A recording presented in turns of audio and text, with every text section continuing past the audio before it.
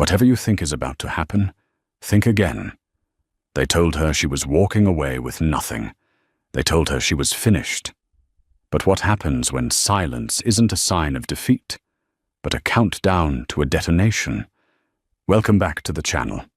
Today we have a story that redefines revenge, not through anger, but through absolute, crushing success.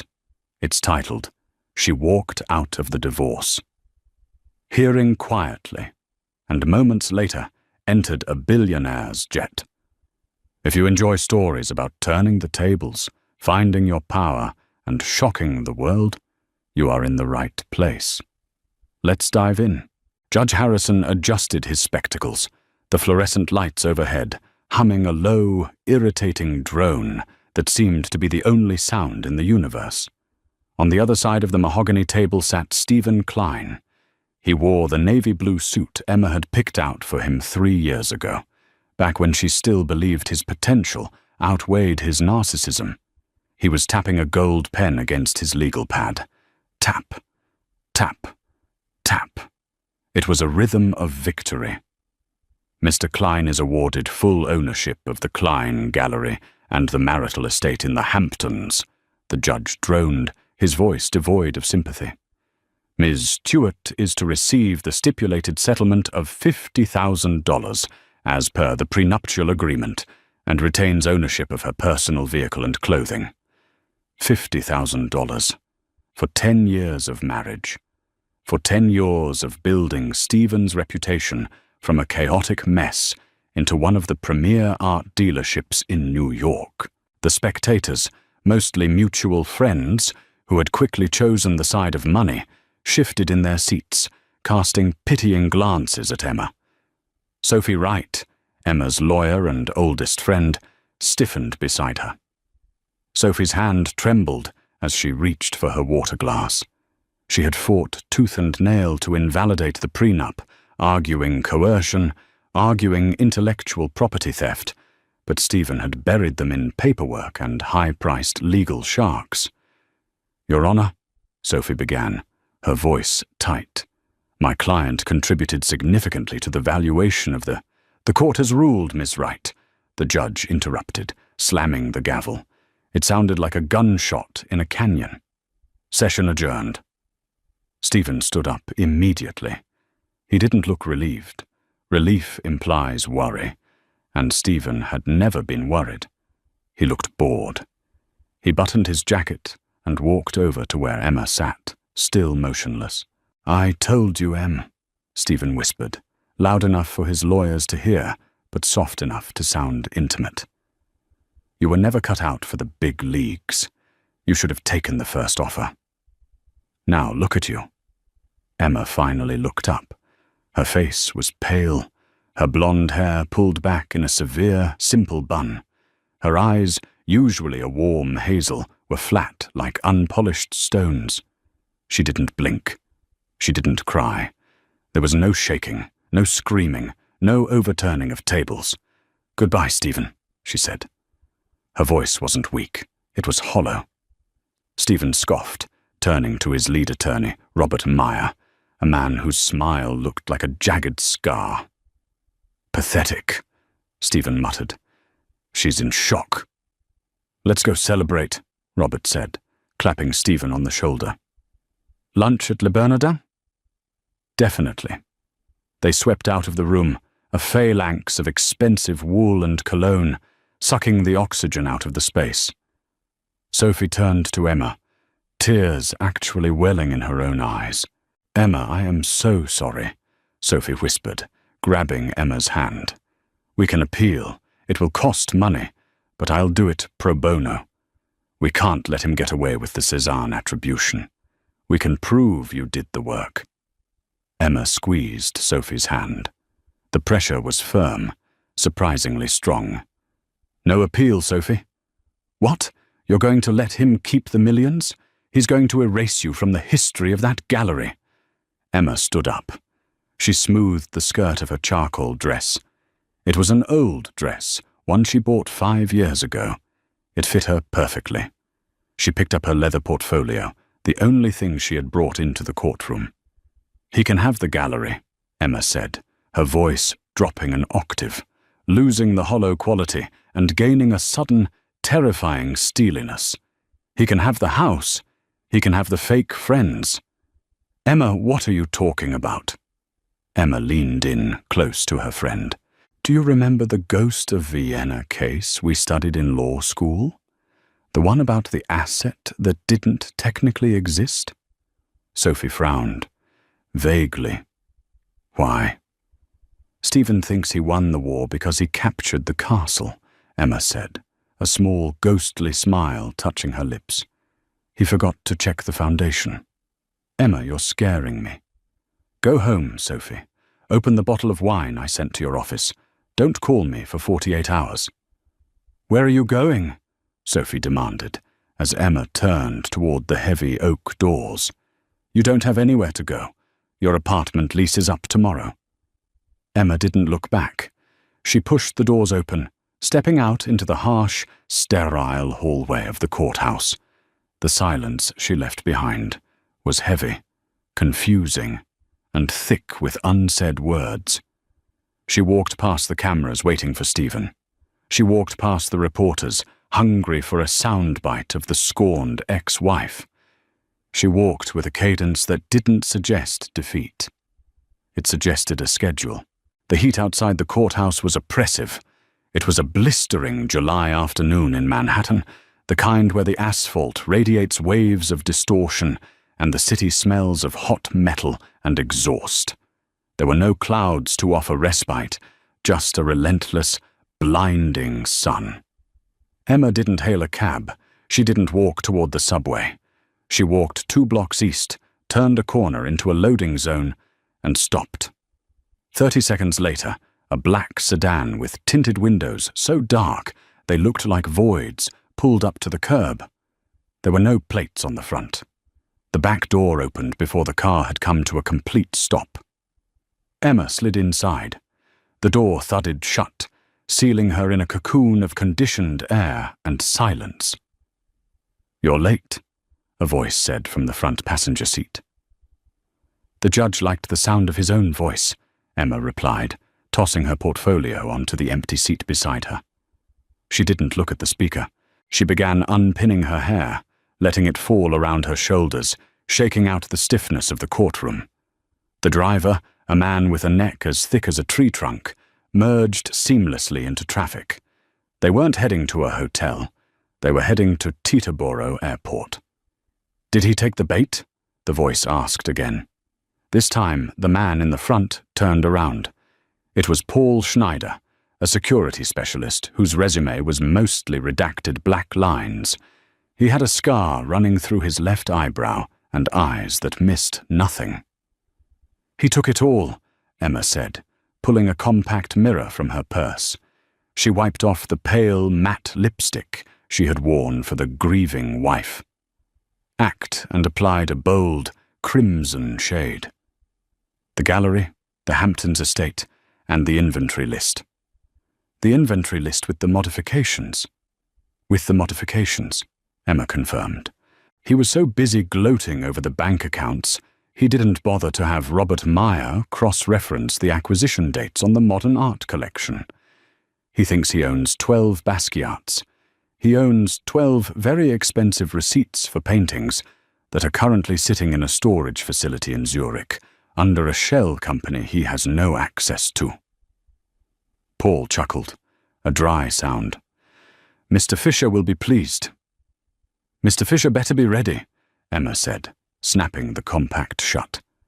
I just officially made myself homeless for this. The drive to Teterboro was a blur. Emma watched the skyline recede. That city had chewed her up. It had watched her work 18-hour days to build Stephen's empire, only to label her a gold digger when she asked for her fair share.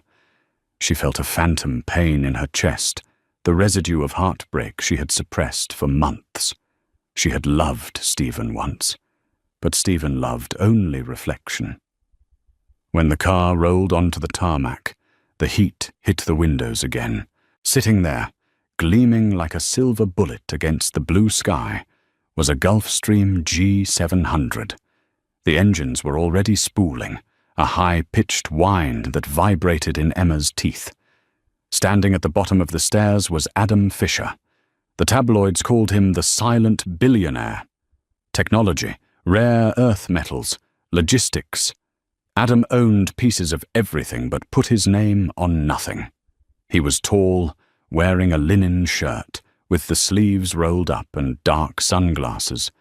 He looked nothing like Stephen. Stephen was polished, soft, manicured. Adam looked like he had been carved out of granite and left out in a sandstorm. Emma stepped out of the car. The wind whipped her hair across her face. She pulled it back, marching across the tarmac. The heat radiating off the concrete burned through the soles of her shoes. Adam didn't smile. He checked his watch. "You cut it close, Miss Stewart," he said, as she reached the stairs. His voice was a deep baritone, rougher than she expected. "I had to wait for the gavel, Mr. Fisher," she replied, not breaking stride. She walked right past him and up the stairs. "Unless you wanted your new lead consultant to be arrested for contempt of court before we even took off." Adam turned, watching her ascend. A flicker of amusement appeared behind his sunglasses. He followed her up. Inside, the jet was a palace of cream leather and walnut wood. But the tables weren't covered in champagne and caviar. They were covered in schematics, satellite photos, and financial dossiers. This wasn't a pleasure cruise. It was a war room. Emma sat in one of the captain's chairs, throwing her bag down. She looked at Adam as the door sealed shut, cutting off the noise of the outside world. "Destination?" she asked. "Monaco," Adam said, taking the seat opposite her. "The gala is in 48 hours, and according to my sources, the item Stephen thinks he's selling doesn't exist. But the buyer is very real and very dangerous. And that's why you hired me," Emma said, her eyes locking with his. "Because I'm the only one who knows how Stephen cooks his books."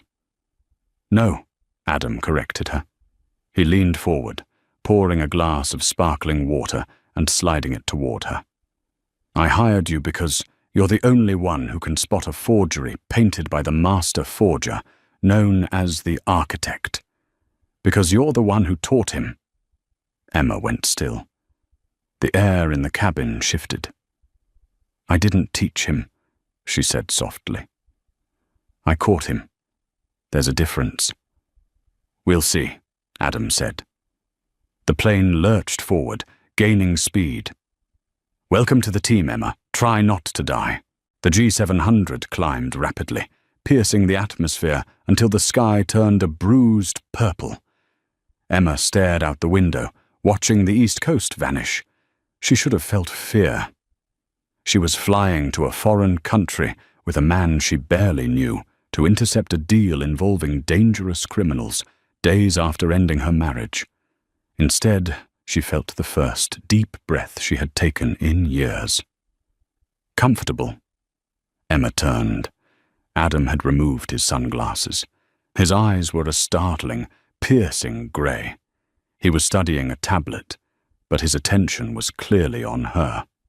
"I've been sleeping on a pull-out couch in my lawyer's office for 3 months to avoid giving Stephen the satisfaction of seeing me struggle," Emma said. "This is fine."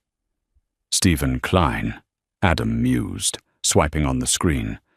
"A man who thinks Provenance is a town in France. How did you stay with him for 10 years? Emma picked up the glass of water. "It didn't start that way. He was charming, passionate, and I was a 22-year-old art history grad student with a mountain of debt and a talent for seeing details no one else saw. He gave me a canvas to work on. I built the back end of the gallery. I created the authentication protocols. I made him legitimate." "And then he started taking shortcuts," Adam finished. "Then he met Robert Meyer," Emma corrected. "Meyer isn't just a lawyer. He's a fixer for the grey market. He introduced Stephen to private buyers who didn't care where the art came from, as long as it looked good on their walls. Stephen got addicted to the easy money. I tried to stop it. He isolated me, gaslit me, told everyone I was unstable, jealous of his success. And the forgery? Adam asked. The architect? Emma hesitated. This was the dangerous part. This was the secret that could send her to prison if she wasn't careful. 5 years ago, a Vermeer appeared on the market. The concert at twilight. Stephen bought it for $4 million, sold it for 20. I authenticated it. I staked my professional reputation on it. And 6 months ago, I found a receipt for chemical pigments that didn't exist in the 17th century. It was hidden in Stephen's private ledger. The painting was a fake, a perfect, impossible fake. The brush strokes, the cracking pattern, the lead tin yellow. It was masterful. The only person capable of that level of deception is a ghost. Intelligence agencies call him the architect, because he builds the history of the painting before he paints it. Adam nodded slowly. And now, Stephen is about to sell another discovery, a lost Da Vinci sketch, the Weeping Saint. It's going to be fake, Emma said with certainty. Stephen is desperate for cash. He over-leveraged the gallery to buy out his competitors. He needs a $50 million injection. He's commissioned the architect again. Here is the problem, Adam said, standing up and walking to a large monitor on the bulkhead. He tapped a key, and an image appeared. It was a rugged, terrifying man with a shaved head and a tailored suit. This is Viktor Volkov, Russian energy oligarch. He is the buyer. If he finds out he bought a fake, he won't sue Stephen. He'll kill him, Emma whispered.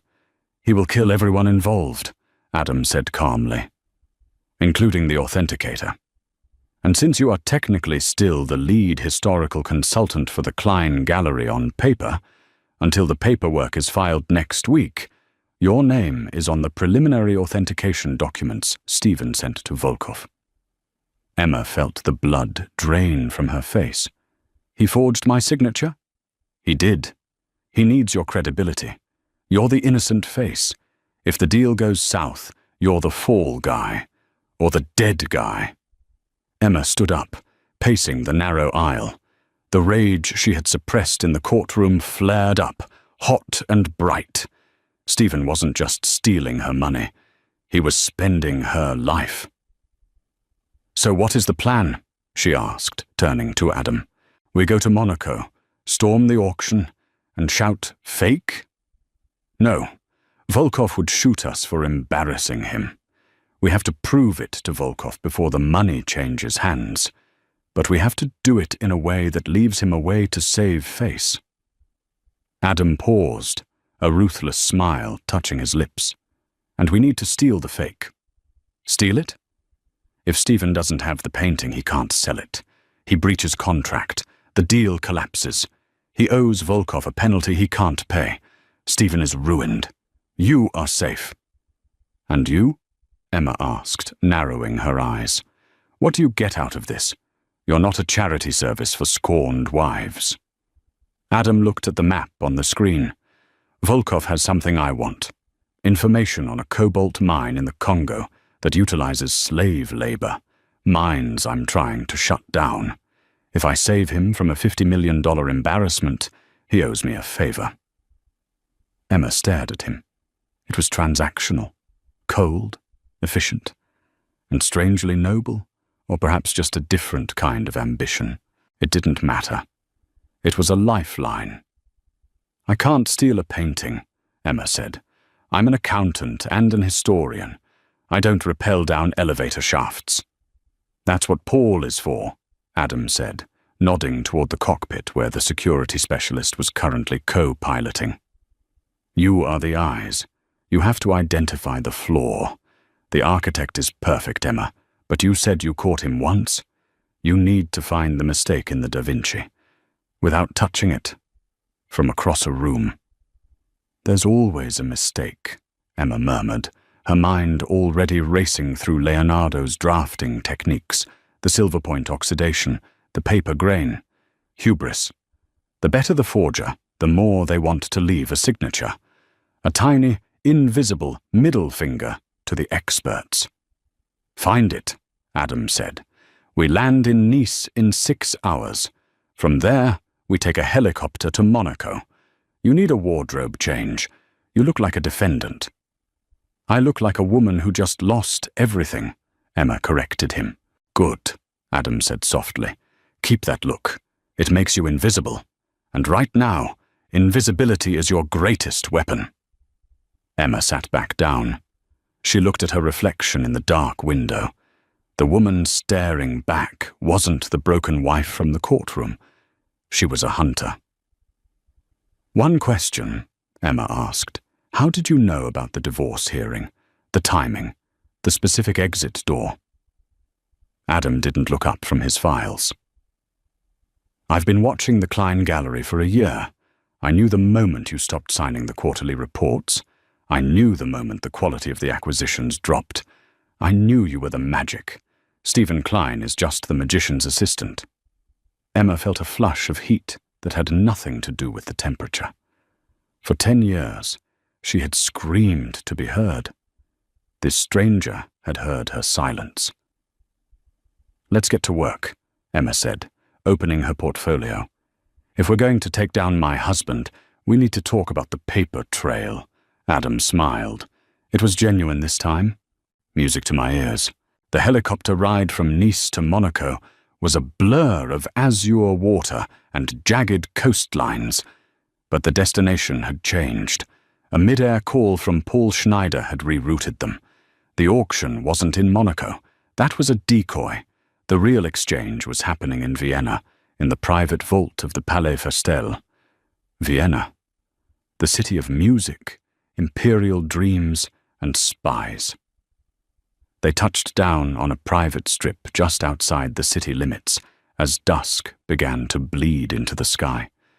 The air here was cooler than New York, crisp and smelling of pine and old stone. "Stephen is paranoid," Adam said, as they transferred into a waiting armored Mercedes. "Moving the location at the last minute means he knows someone is watching, or Meyer is getting nervous." Emma adjusted the collar of the coat Adam's team had procured for her. It was a striking, midnight blue trench coat made of cashmere, belted tight at the waist. Underneath, she wore a sleek black evening gown. She looked every inch the European heiress, distinct from the frantic New Yorker she had been hours ago.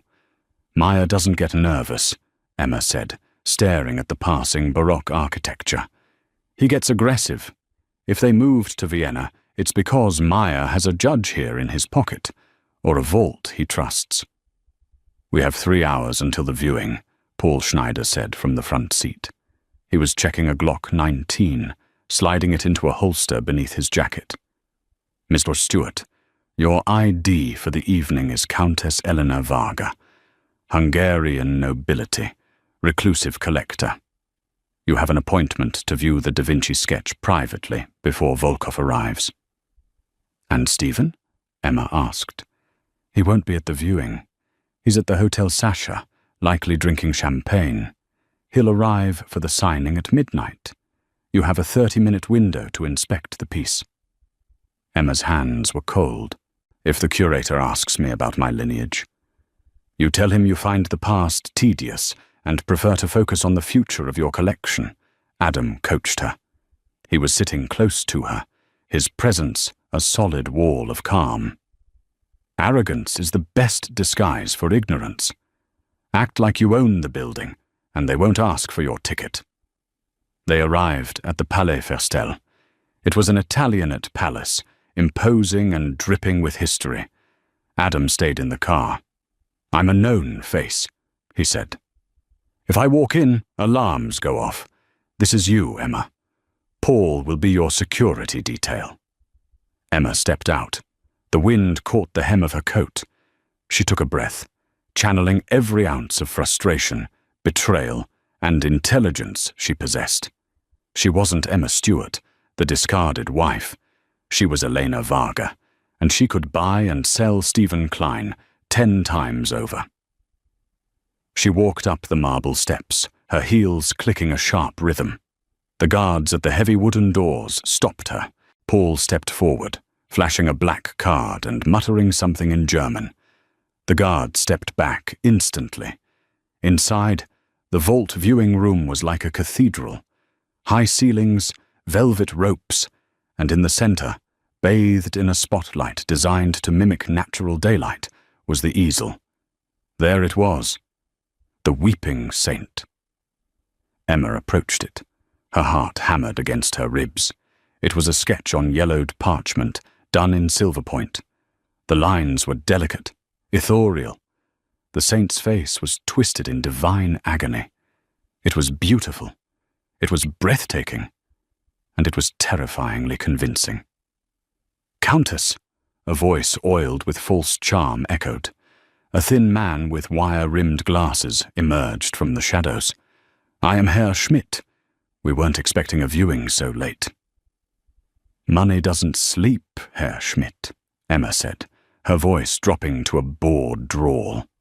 She didn't look at him. She stared at the sketch. "My advisor told me this piece was significant.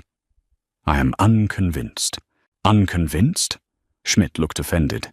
"This is a Leonardo.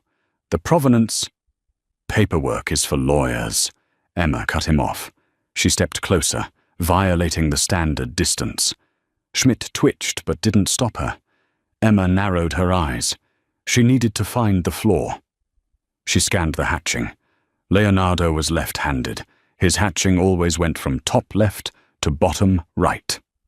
The forger knew this. The lines were perfect. She looked at the paper. It had the correct water stains for a sheet stored in a damp Milanese basement for centuries. It was too good. "The architect," she thought. "Where are you?" She leaned in, pretending to inspect the frame. Then she saw it. Not in the drawing, but in the degradation. There was a tiny wormhole in the bottom corner of the paper, common in old manuscripts. But the ink of the signature, a faint L, crossed over the edge of the hole. If the ink was 500 years old, it would have soaked into the fibers inside the hole if the hole existed then. If the hole came after the ink, the line would be interrupted. But the ink line didn't bleed into the hole's crevice. It sat perfectly on top of the microscopic ridge, meaning the hole was there before the drawing was made. The paper was real. It was old, but the drawing was applied recently, carefully navigating the existing damage of the paper. It was a fake. But the mistake was so microscopic, only someone looking for a chronological impossibility would see it. "Well?" Schmidt asked. Emma turned, a look of disdain on her face. "It's adequate. I'll make a bid." She walked out, Paul shadowing her. As soon as the heavy doors closed and they were in the cool night air, she let out a shaky breath. "It's a fake," she whispered into her lapel mic. "Good." Adam's voice came through her earpiece. "Now the game begins." The grand ballroom of the Palais was filled with the kind of people who ran the world, or at least the people who paid the people who ran the world. Tuxedos, diamonds the size of grapes, and the low hum of deals being struck. Stephen Klein stood near the bar, holding a crystal flute. He looked triumphant. Beside him, Robert Meyer was whispering into a phone. Emma stood on the balcony above, hidden by heavy velvet curtains. Adam was beside her now. He had entered through the service entrance, dressed in a tuxedo that fit him like a second skin. "Volkov is here," Adam said, nodding toward the entrance. Viktor Volkov was a bear of a man, flanked by 4 bodyguards who looked like they chewed glass for fun. He walked straight to Stephen. They shook hands. Stephen looked like a child beside him. "The plan changes," Adam said. "We can't steal it." "What?" Emma hissed. "You said security is too tight. Schmidt moved the piece to a biometric safe immediately after you left. If we try to breach it, we trip the silent alarm. The police arrive. The deal is paused, but Stephen survives." So we're done? No, Adam said. We destroy him publicly. We make him buy his own lie. How? The auction isn't for the painting. The auction is for the rights to negotiate the sale. It's a pretension these private circles have. You have to buy the seat at the table. I don't understand. You are going to outbid Volkov for the seat, Adam said. You drive the price up. You make Stephen think he's about to make double his asking price. He gets greedy. He signs a guarantee of authenticity to the higher bidder, you. And then, once he signs the guarantee, you expose the fake. If I sign the contract, I owe him the money, Emma argued. Not if the contract has a clause about immediate forensic verification, Adam said, handing her a folded document. Sophie Wright emailed this to me 5 minutes ago. She's awake in New York. She drafted a rider. Emma looked at him, stunned. You called Sophie? You need a lawyer you trust. I'm just the bank. Emma looked down at the ballroom. She saw Stephen laughing. He was celebrating her destruction. He was celebrating erasing her. Let's do it, she said. She descended the staircase. The room went quiet. Not because they knew who she was, but because she moved with the lethal grace of a predator. She walked straight to the auction floor. The auctioneer, a British man with a gavel made of ivory, cleared his throat. Bidding for the exclusive negotiation rights for Lot 44, opening at 1 million euros. 2 million, Volkov's proxy shouted. 5 million, Emma said, her voice clear and cutting through the room. Stephen dropped his glass. It shattered on the marble floor. He stared at her. His face went from confusion to shock to pure, unadulterated rage. Emma, he mouthed. 7 million, Volkov's man countered, looking annoyed. 10 million, Emma said, not breaking eye contact with Stephen. Robert Meyer grabbed Stephen's arm, whispering frantically. Stephen shook him off. He stepped forward. She doesn't have the money. That's my wife. She's destitute. The room murmured. Scandal. I am representing the Fisher Trust, Emma announced, holding up a sleek black financial card. And my credit is verified. Adam Fisher stepped out from the shadows of the balcony. The room gasped. Adam Fisher never attended these events. Stephen looked between Emma and Adam. Greed warred with fear in his eyes. If Emma bought it for 10 million, plus the 50 million for the painting, he would be richer than he ever dreamed. He didn't care who paid, as long as the check cleared. Let her bid, Stephen shouted to the auctioneer. The lady has money. Volkov looked at Adam, then at Emma. He narrowed his eyes. He recognized a trap, but he didn't know who it was for. He signaled his man to stand down. Sold, the auctioneer yelled, to the representative of the Fisher Trust for 10 million euros. Stephen practically ran to the table where the contracts were laid out. Emma met him there. You're sleeping with him? Stephen hissed, sweat beading on his forehead. That's how you're doing this. I took everything from you, Em. You're nothing. Sign the guarantee, Stephen, Emma said, sliding the paper toward him. Full liability. Personal assets attached. If the painting is real, you get your 60 million total. If it's not, it's real, Stephen sneered, signing his name with a flourish. I have the experts. I have the history. You're just a bitter ex-wife trying to spend her boyfriend's money. He signed. Done, Stephen grinned. Transfer the funds. 1 moment, Emma said. She pulled a jeweler's loop from her clutch. Clause 4, subsection B. Immediate inspection. She walked to the painting, which had been brought out on the stage. The room was silent. Stephen rolled his eyes. Oh, give it a rest, Emma. You're an accountant, not a... The ink crosses the wormhole, Emma's voice rang out. She didn't shout. She didn't need to. She pointed to the corner. This paper is from 1490. This wormhole occurred approximately 200 years ago, judging by the edge oxidation. The ink line of the signature rides over the hole. It defies gravity. It defies time. It was painted roughly 3 weeks ago. She turned to the crowd. It's a forgery. The silence in the room was absolute. Then a low rumble began. Stephen's face went white. "You lie! She's lying! She's trying to sabotage me!" Volkov stepped forward. He walked up to the painting, looked at the spot Emma pointed to, and then looked at Stephen. "Mr. Klein," Volkov said, his voice like grinding stones. "Explain." Pandemonium erupted. Security guards moved in. Robert Meyer was already backing toward the exit, his phone to his ear, abandoning his client. Stephen was sputtering, backing away from Volkov. "I didn't know! I swear! I bought it from a dealer in—" "You authenticated it," Emma said, stepping down from the stage. She stood toe-to-toe with him. "You signed the guarantee. You put your personal assets up as collateral. The gallery, the Hamptons house, your accounts. You set me up!" Stephen screamed. "I just read the fine print," Emma said coldly, "something you never bothered to do." "Miss Stewart," Volkov said, turning to her, "you have saved me 50 million euros. "Consider it a gift," Adam said, appearing at Emma's side, "in exchange for a conversation about the Congo mines." Volkov looked at Adam, then nodded once.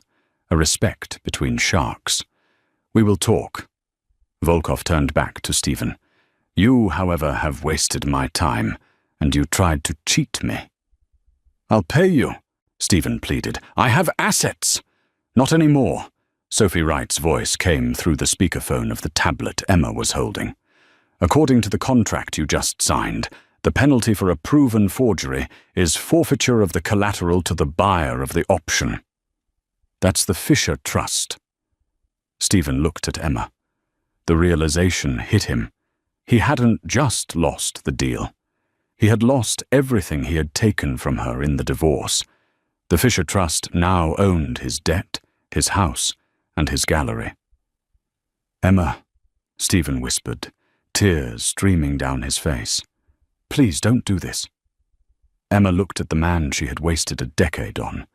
She waited for the satisfaction, the joy of revenge. But all she felt was exhaustion and a strange lightness. "I didn't do this, Stephen," she said quietly. "You did.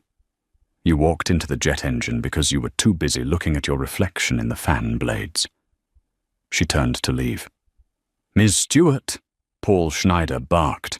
The warning came too late. Robert Meyer hadn't left. He had signaled his own security. The lights in the ballroom cut out. Darkness swallowed the room. "Grab the girl!" Meyer's voice echoed in the dark. "She knows the architect's codes."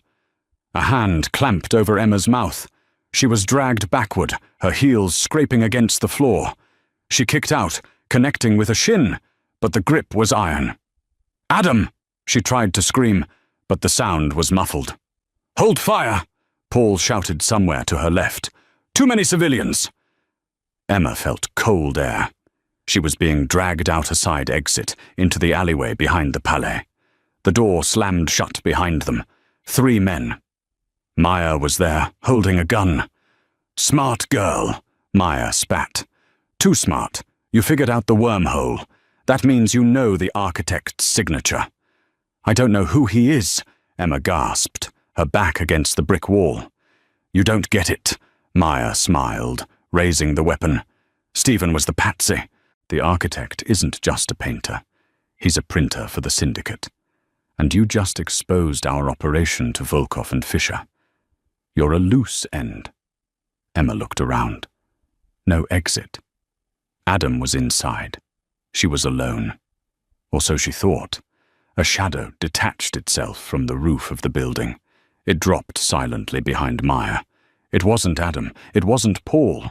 It was a woman in a black tactical suit. She moved with a speed that blurred in the dim streetlights. A crack of bone, a sweep of a leg. Meyer's gun clattered to the cobbles. The two thugs lunged. The woman dispatched them with two efficient, brutal strikes to the throat. They dropped. Maya groaned on the ground, holding his broken wrist. The woman stood up and turned to Emma. She pulled off her mask. It was Hannah Lewis, Emma's old college roommate, the one who had dropped out to join the Peace Corps. Or so Emma thought. "Hannah," Emma breathed. "Hey, Em." Hannah grinned, adjusting her gloves. "Sophie called me, said you were getting into trouble. Figured you could use some backup." You're a spy?" "Interpol, Art Crimes Division." Hannah winked. "We've been tracking Maya for 2 years. You just gave us the probable cause to arrest him. Thanks for that." The door to the Palais burst open. Adam and Paul rushed out, weapons drawn. They stopped when they saw the bodies on the ground and Hannah dusting off her hands. Adam looked at Hannah, then at Emma. He lowered his gun. "You have interesting friends, Miss Stewart," Adam said, sounding genuinely impressed. Emma pushed herself off the wall. Her heart was racing, but her mind was clear. She walked over to Maya, who was whimpering. She picked up the gun he had dropped, ejected the magazine, and tossed it into a dumpster. She looked at Adam. "I'm not just an accountant, Adam, and I'm done being a victim." "I can see that," Adam said. He offered her his hand. "The jet is waiting. We should go before the Austrian police start asking questions Hannah can't answer." Emma looked at Hannah. "Go," Hannah said. "I'll handle the cleanup. And Em? Nice dress." Emma took Adam's hand. They walked toward the waiting car, leaving the wreckage of her past life in the alleyway. She had walked out of a divorce hearing with nothing. Now she was walking away with $1 billion secret, a new ally, and the realization that she was far more dangerous than anyone gave her credit for. But the night wasn't over, and Adam Fisher still had secrets of his own. The Gulfstream G700 cut through the night sky like a silent silver needle, leaving the chaos of Vienna thousands of feet below. Inside the cabin, the air was pressurized, cool, and smelled faintly of expensive leather and the lingering metallic scent of adrenaline. Emma Stewart sat in one of the cream-colored captain's chairs, staring out into the abyss of the stratosphere. She had changed out of the damp, magnificent gown she had worn to destroy her husband and into a soft cashmere sweater and slacks that Adam kept on board for unplanned contingencies. Her hands, resting on her lap, were trembling. Not a violent shake, but a subtle, high-frequency vibration that she couldn't seem to stop. On the small walnut table beside her sat a glass of amber scotch. The ice had melted hours ago. "You haven't touched your drink," Adam's voice broke the silence. Emma didn't turn. She watched her own reflection in the dark porthole.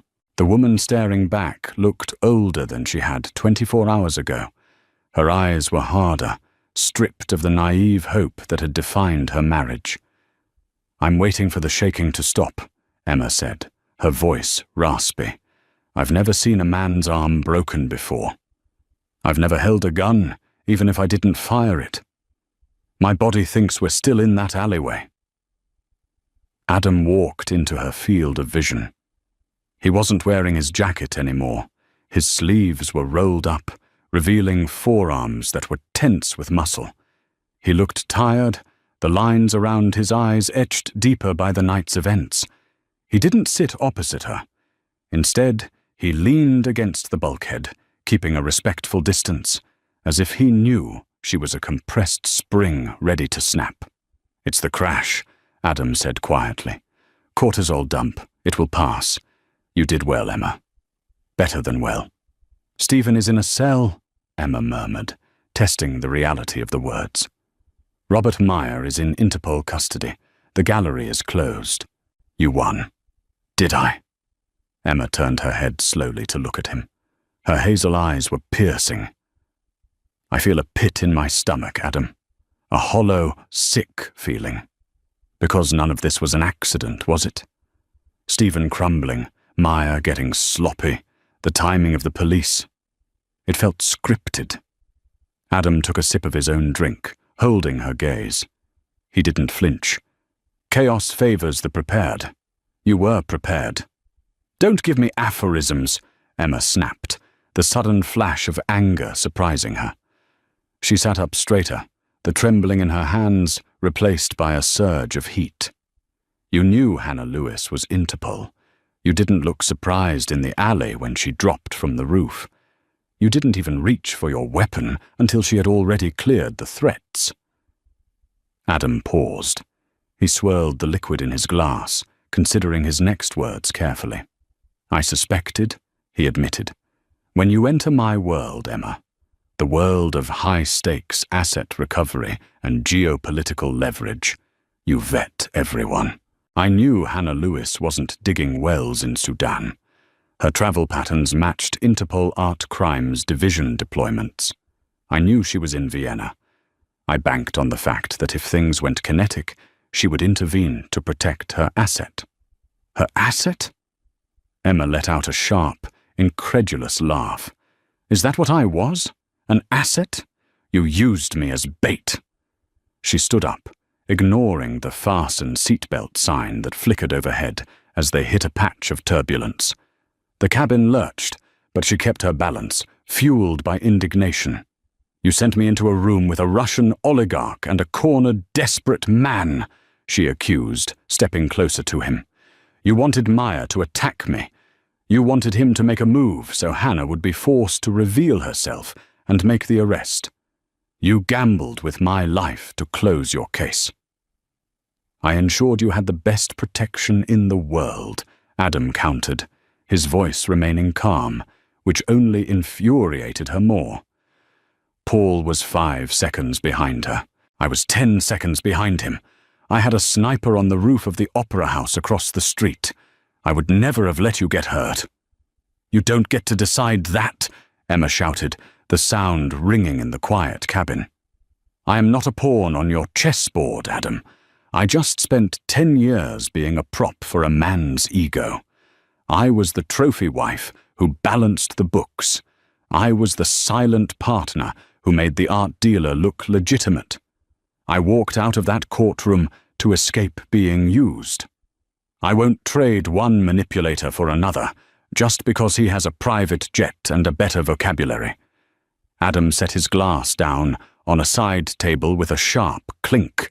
The calm veneer cracked, just for a second, revealing a flash of intensity that bordered on desperation.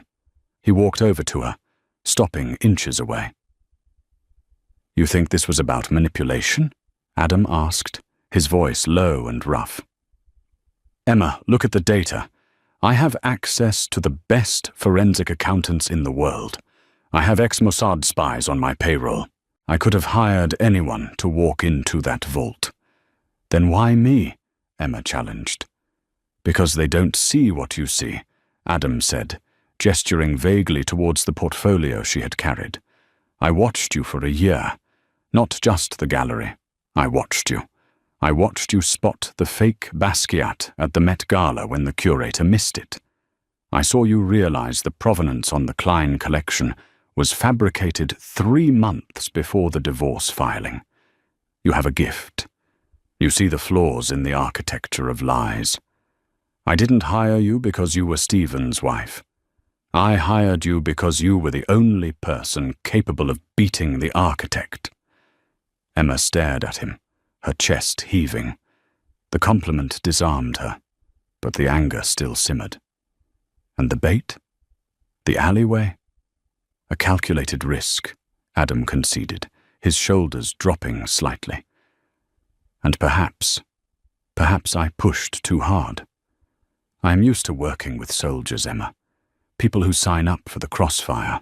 I forgot that, until yesterday, your biggest battlefield was a charity auction. For that, I apologize. The apology hung in the air, heavy and rare. Emma studied his face. He looked genuinely regretful. It was the first time she had seen him unsure of himself. "I'm not a soldier," Emma said softly, sitting back down on the edge of the chair. "But I'm not a civilian anymore either. I held a gun, Adam, and when Maya was on the ground, I didn't feel fear. I felt clarity." Adam nodded slowly. "The clarity of action. It's addictive." "So what now?" Emma asked, looking around the luxurious cabin that felt like a gilded cage. "We land in New York.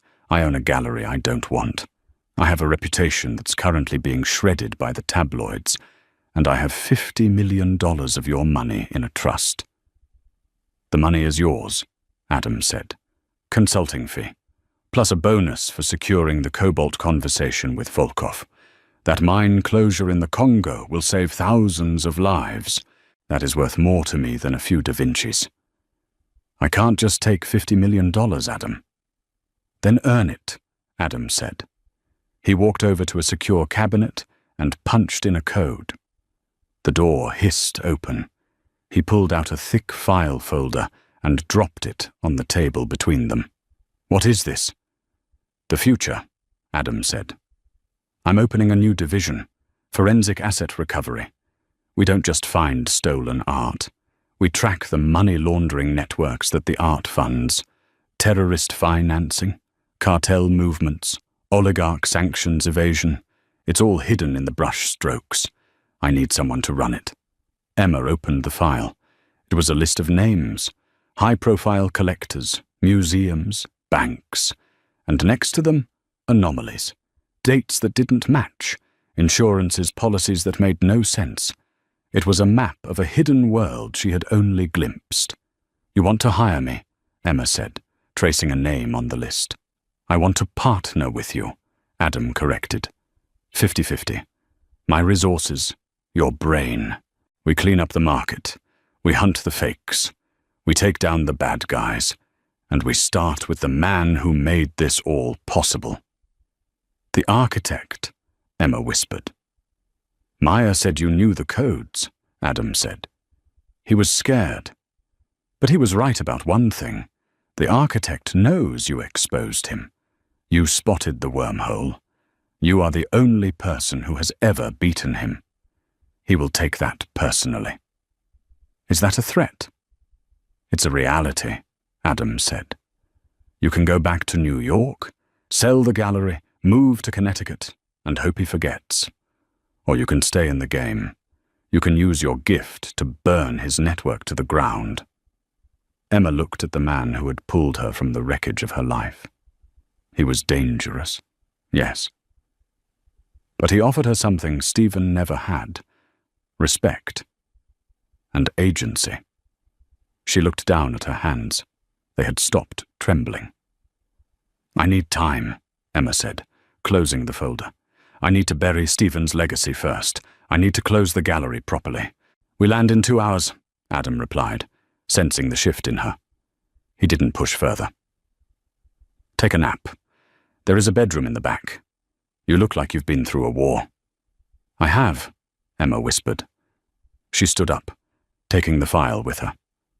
"Adam?" "Yes?" "Next time," she said, pausing at the door to the rear cabin. "If you use me as bait, you tell me. I might have had a better plan." Adam smiled, a genuine, tired expression that reached his eyes. "Noted, partner." New York City looked different from the back of Adam's limousine. It didn't look like a prison anymore. It looked like a menu. They pulled up to the Klein Gallery in Chelsea. It was dark. Police tape was crisscrossed over the doors, a precaution until the asset transfer was finalized. Emma got out. She had the keys, the legal ones. "Do you want me to come in?" Adam asked from the car. "No," Emma said. "I need to do this alone." She unlocked the door and stepped into the smell of turpentine and expensive perfume. The gallery was silent. The paintings on the walls, the real ones, stared down at her. She walked to Stephen's office. It was a mess. Papers everywhere. The desk where he had belittled her, where he had hidden the ledgers, where he had signed her life away. She sat in his chair. It was too big, uncomfortable. Her phone buzzed. It was a video call request from an unknown number. She accepted it. Stephen's face appeared. He was in a holding cell, wearing a grey jumpsuit. He looked aged, broken. "Emma," he croaked. "They let me make one call. My lawyer quit. Sophie. Sophie said she's representing you now." "She is," Emma said, her voice steady. Please. You can't let them keep me here. Maya tricked me. I didn't know about the syndicate. I just wanted the money. I did it for us." "You did it for you, Stephen," Emma said. "You divorced me to protect your assets because you knew the investigation was coming. You thought if you cut me loose with nothing, I wouldn't be dragged down with you. Or maybe you just wanted to trade me in for a younger model once you were rich." Stephen was silent. The truth hung there. "I didn't think you'd fight back," Stephen whispered. "You were always so quiet." "I was listening," Emma said. "I was learning. Help me, Em. Please, I have nothing." Emma looked at the man she had loved. She felt a twinge of pity, sharp and brief. "I can't get you out of prison, Stephen. You committed fraud. But," she paused, "I won't burn the gallery. I'm turning it into a foundation for artists who have been exploited. Your name comes off the door tomorrow. It will be the Stewart Foundation." "You're erasing me," Stephen sobbed. "No," Emma said, reaching to end the call. "I'm just correcting the provenance." She tapped the red button. The screen went black. She opened the bottom drawer of the desk.